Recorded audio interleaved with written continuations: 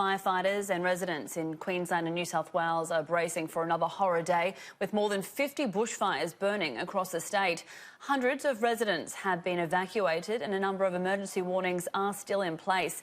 Let's go live now to Julia Bradley. Julia, a total of 17 homes have been destroyed by fires in the southeast region of Queensland.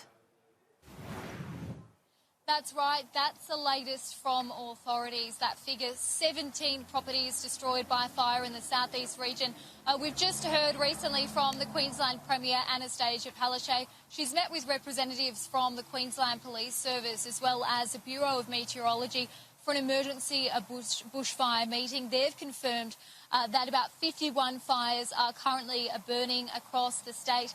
And we heard from the Premier a little bit about the magnitude of the situation in areas such as Applethorpe near Stanthorpe, where she says is an area of major concern. Let's take a little bit of a listen to what the Premier had to say. This is a person's home. This is where they raise their children, their grandchildren. So we have a number of families at the moment that are actually going through some really traumatic times. So we are in the process of trying to reach those families. We understand that they're all safe.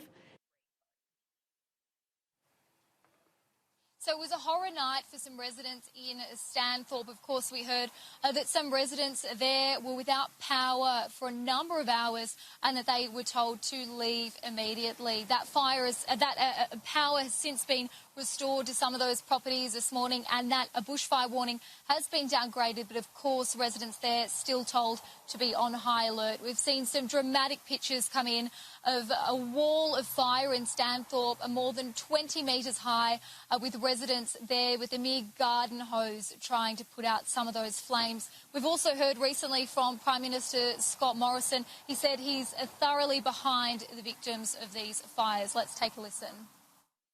Wherever you are in Australia today, I know that you're standing with those who are facing that adversity in what is still a very tense situation. And to all those who are out there volunteering today and supporting those in desperate need and fighting those fires, as always, we say thank you to you. And you'll get every support that you would expect to get, whether it's from the Commonwealth Government or from the state government.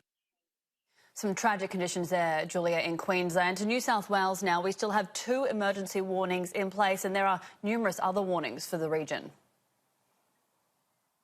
That's right, Sam. A horror situation in northern New South Wales as well. We've currently got 2 emergency warnings in that region, encompassing Tenterfield as well as Armidale. So to put it in a bit of perspective, that fire in Armidale, it's now grown to about 50,000 hectares. Yesterday, it was just at a mere 5,000. So it is very much getting out of hand in that region at the moment. Extra firefighters have been sent in to help those on the ground. We've also heard that a number of properties have been destroyed there. 4 properties, I'm told, as well as 2 businesses, as well as a shooting range there.